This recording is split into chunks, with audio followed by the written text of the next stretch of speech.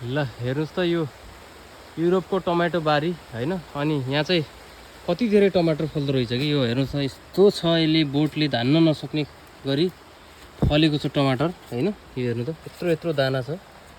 अब हाम्रो नेपालमा चाहिँ अब मेहनत पनि यहाँ चाहिँ उस्तै छ होइन। हेर्नु त यो पुरै भैमै लछार पछार छ टमाटर होइन।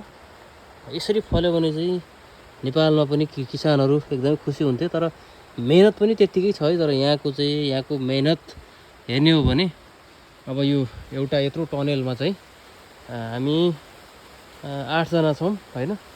यसलाई दिनहुँ यसको स्याहार सुसार गर्छौँ। कहिले चाहिँ यसको तलको झार उखल्नुपर्छ, कहिले यसको यो हाँगाहरू काट्नुपर्छ, कहिले पात काट्नुपर्छ, कहिले के हुन्छ। यसलाई एकदमै आफ्नै बच्चा पाले जस्तो गरेरै चाहिँ स्याहार सुसार पनि हुन्छ होइन।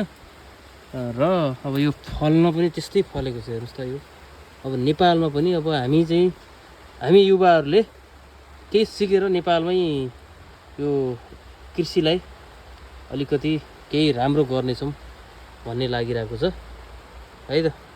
सबैजनाले अब हामीसँग जोडिएर यो युरोपियन कन्ट्रीका एग्रिकल्चर तिरका कामहरू चाहिँ कस्तो रहेछ कामहरूदेखि यहाँको चाहिँ सबै कुराहरू प्रष्ट पार्नेछौँ बिस्तारै।